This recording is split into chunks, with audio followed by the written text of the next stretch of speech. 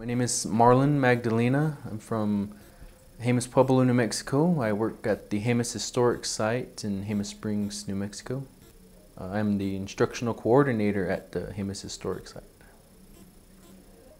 In Jemez Pueblo, we grow corn. Corn is one of our staple crops.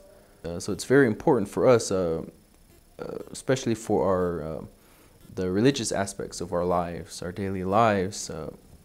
We use cornmeal, we as offerings, and not just the corn itself, the seeds. We also use the pollen that comes from the corn, and so that represents all aspects of the corn plant. As a Jemez person, every day we wake up, we go outside and greet the sun, or we pray to our ancestors and ask for our daily blessings. And we use the corn meal that we've ground from the corn that we've grown. Flutes have been around for a long time, and then when I did more research on those flutes, I was able to find out there's even older flutes that people found, especially when they're excavating all these old villages, these old sites, Mesa Verde, some cave sites in Arizona, Pueblo Bonito in Chaco Canyon. So they find flutes, and they all have many similarities, but they're all one type of flute, and it's called a rim-blown flute. And that type of flute, I have some examples here. That's the type that they made. This flute here it's a replica, of course. It's not the original, but the original was about this long. It had 4 holes just like this. And the reason why I say it's a hard flute to play is because you have to learn how to blow onto the edge. There's 3 different ways you can do it.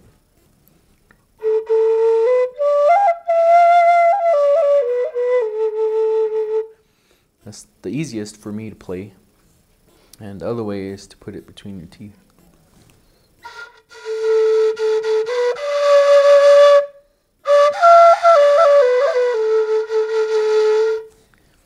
And then the last way is a little bit harder for me.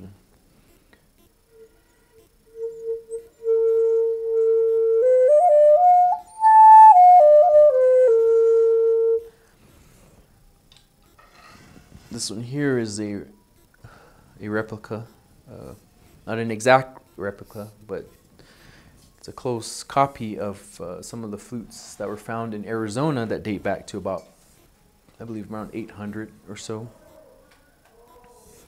And in that cave, it's called Broken Flute Cave, there's about 4 of them that they found.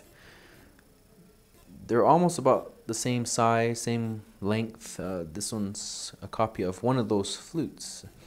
It's very narrow, very long flute, and it has 6 holes. That one I was just playing only had 4 holes. I don't really know the reason why. It's just how they decided to make these, and you play them the same way. That last way that I showed you, it's really hard to play the long ones like that, just because it's a real long flute. We can play it real easily using this method.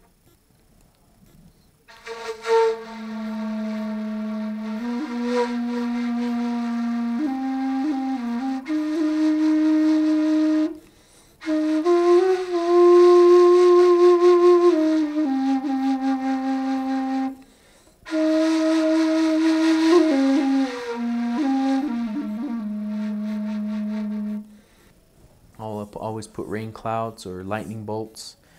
Now this one I actually have a turkey.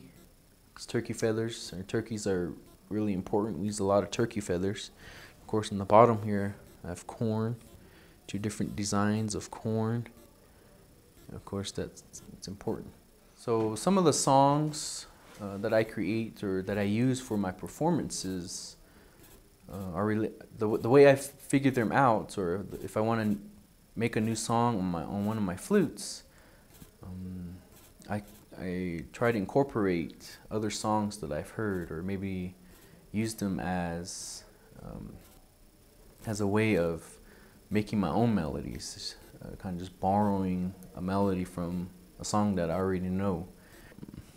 Let's see. So this type of flute is a little bit different than some of the older ones or the older styles that I've shown. The other ones are rim blowns.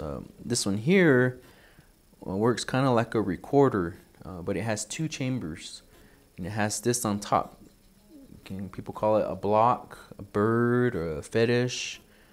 And this has a purpose. It's to create that airway that's underneath the block. So for me, I call these two-chamber block flutes because it's got one chamber, two chambers, two chamber, and it's the block flute, or just simply block flutes. So all you have to do is just blow into the end. The song I came up with on the flute is based off that melody of feast day songs. So I just call it harvest time.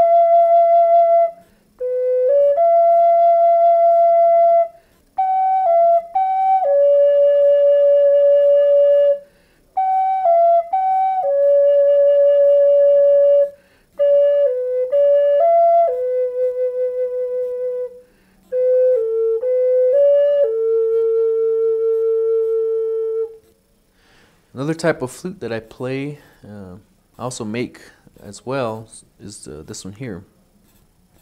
You have the rim blowns, which are just hollow tubes with holes.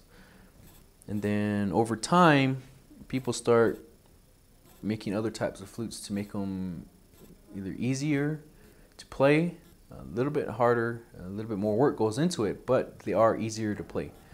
So you have flutes, especially down south in Mexico, that may have started off as rim-blown flutes, and then eventually they figure out how to make them more easily playable. And all you do is just blow into the top, just like a recorder. And you do see these types of flutes being used out here in the Southwest just because they are easier to play. And you can play it different ways. The way I play them is just having all of them as close as you can and just keeping down the middle ones because there's no holes there. It's easier to hold. Some people will play it like this, just a little bit harder. I play it like this. Now the song I'll play now using this flute is based off of another song that we danced during harvest time. We just got finished dancing this dance this past Saturday. But it's based off of one of those songs, and it is a harvest time dance, a harvest dance.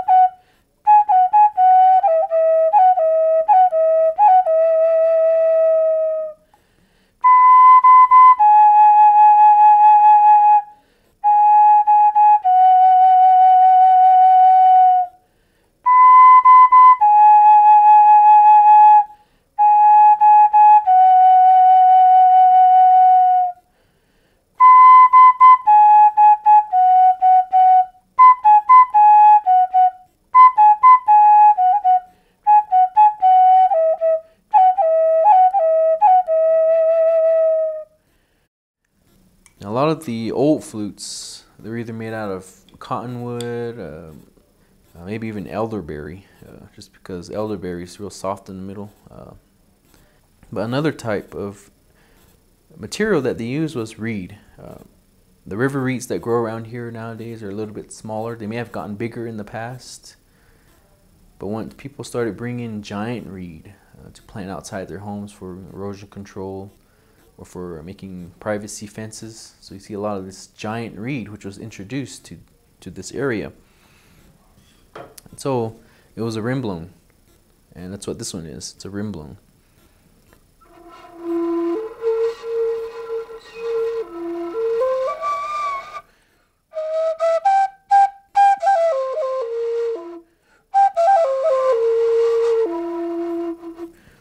So with these flutes, they would have had the bell on the bottom as well, made out of the gourd. And so hanging from the gourd, you have eagle plumes, which represent the rain falling, the gourd representing the rain cloud. And so we're essentially blowing rain out, we're blowing clouds out. So more spiritual significance there. And then you have this one here, which is like the other flutes that I played earlier, a little bit easier to play. This is also made from a giant reed, but it's more of the eastern United States. Those people had access to a lot of river cane, so they made flutes out of river cane. So this is more of that style, but made with giant reed.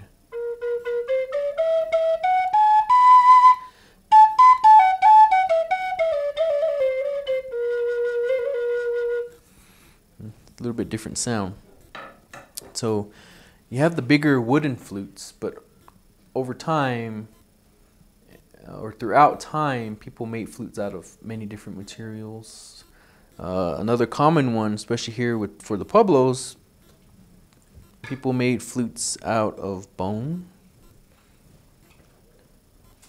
and different types of bone, mostly birds of prey or even turkeys.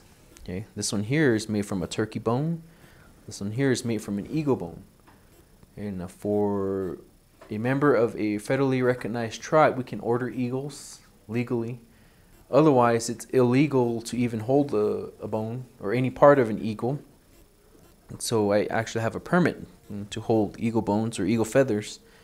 But we use the feathers. In the past, we used to use everything. We used to use the bones to make bone flutes or even whistles, and had different purposes. You can make music out of them.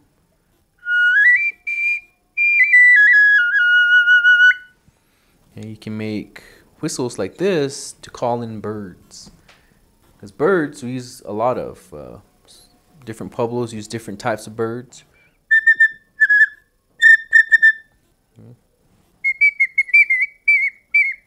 Okay, so you can do all sorts of different things out of different types of bones, different types of bone flutes, bone whistles. So people made these types of flutes, these types of instruments. They're a little bit, I guess they're hard to obtain because not a lot of people know how to make them anymore. Or I think I'm probably the only one that knows how to make them. Because I use actual eagle bones, and I can't sell these. I use them for my own purposes, my own beliefs. That's the only way I can. But the turkey bones are a little bit easier because these you can sell these, but they sound very similar to the eagle bones.